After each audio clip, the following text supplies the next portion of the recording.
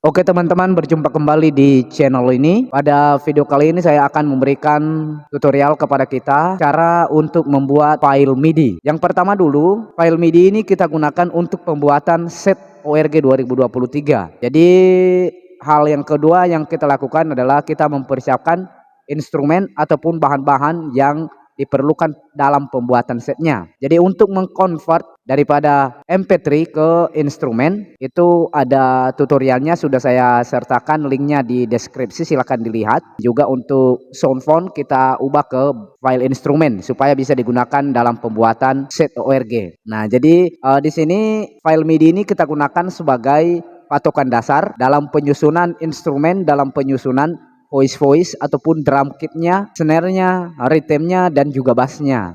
Jadi di sini kita buat dan kita simpan nanti dengan menggunakan file MIDI.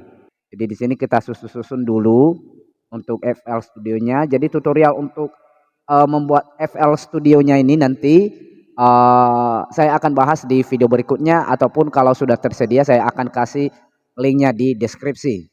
Jadi di sini saya sudah ada kian untuk pembuatan set ORG-nya ataupun file MIDI-nya. Ini sudah ada, sudah saya buat. Nah, jadi ini adalah filenya. Jadi saya nggak bisa nunjukkan suaranya sama teman-teman semua. Jadi setelah teman-teman susun ininya, ini harus dia 4 bar ya. 4 bar saja. Yang dimaksud dengan 4 bar itu seperti ini. Ini ada 4 bar ya. Ini 4 bar sampai sini kan, ini 3 bar, ini 3 bar, ini 4 bar. 4 bar kita bisa gunakan di sini ya sampai sini. Kemudian jika sudah siap, udah fix, kemudian kita tekan bagian sini logo down, langsung kita ke song dulu ya. Kemudian kita langsung bisa save ya, save. Jadi cara save-nya ini di sinilah kita ubah untuk filenya.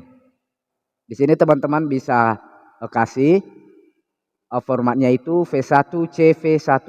V1CV1 ini artinya di dalam pembacaan loading di musik studionya nanti atau pembuatan style ORG-nya ini termasuk variasi 1 ya, variasi 1 V1CV1.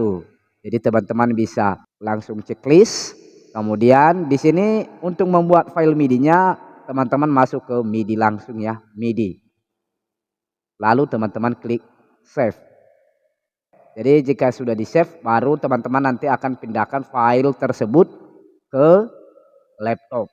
Jadi untuk cara mindahinnya pakai USB ya. USB ini kita colok di bagian charger dan kita masukkan di USB di laptop.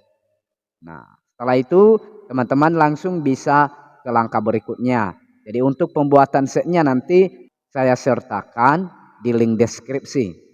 Nah, jadi sekian saja untuk cara membuat file MIDI-nya.